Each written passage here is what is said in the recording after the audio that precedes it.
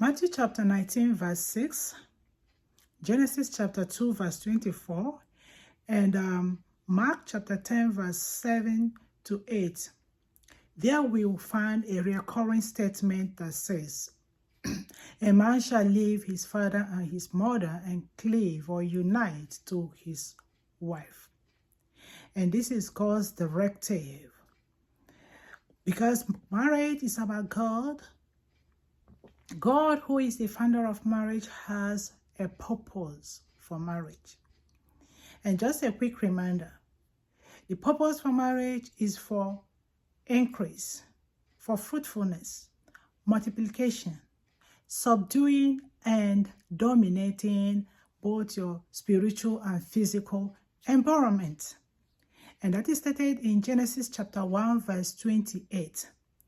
That is God's intention for marriage, and it cannot be changed, not by you. So, my dear brothers and sisters, looking at God's intention for marriage, He specifically stated that a man shall leave his father and his mother and cleave or unite to his wife. And why would God's emphasis be specifically on a man and not both of them, not both the woman and the man? So, looking at it from spiritual point of view, we will see that from the beginning, God created Adam. And the Bible says God took something out of Adam to create Eve. And that thing that was taken out of Adam leaves a vacuum in the life of Adam. And so by inheritance, every male child inherits in their DNA that vacuum that is left in Adam. And so, at birth and growing up, a male child is attached to his parents for spiritual guidance and spiritual development. So at marriage or in some point in life, in the life of a man, he desires increase. He desires to multiply. He desires to subdue his spiritual life and his spiritual environment. He desires to dominate his spiritual life and his spiritual environment and his physical environment. And he cannot do this without the guidance, nurturing, counseling of a woman. So, God in his own wisdom shift the parental responsibility of parents to their son to his wife. Are you getting this? God shift the parental responsibility, especially mothers. God shift the spiritual responsibility, even physical responsibilities of parents to his wife.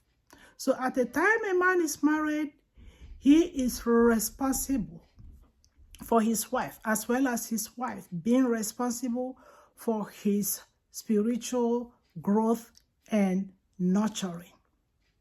So, when a wife has been deprived of this responsibility, she will no longer be held accountable for it. She stands before the presence of God and state or make a statement that she has been deprived of her role in her marital home. And whoever is responsible will answer for it. Therefore, my brothers and sisters, you're talking about marriage, you're talking about God. You're talking about God, you need to see things from spiritual perspective. God has delegated an assignment to the wife concerning her husband. And that assignment need not to be altered by any man born of a woman. Okay? So that also reminds me, for you to see things from spiritual perspective, Once you're talking about marriage, you need to come from God's perspective, which is spiritual. You see, in the physical, a woman rather leaves her father and her mother to unite with her husband. That tells you that God is not talking about physical aspect of marriage. God is seeing marriage from spiritual perspective, and he wants all of us to understand it from that angle. You cannot change it. I cannot change it. God is the founder of marriage, and like any other institution, marriage is a divine institution.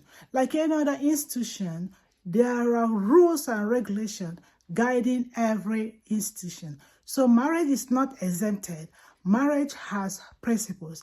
And one of those principles is that a woman has responsibility, spiritual responsibility of taking care of her husband. And you dare not deprive her of that responsibility. Otherwise, you will have yourself to be blamed at the end of the day. In my next video, we're going to see how a man is held responsibility for a failure or a failed marriage. Hold your marriage tight. Give your wife the space to perform her responsibility. God bless you.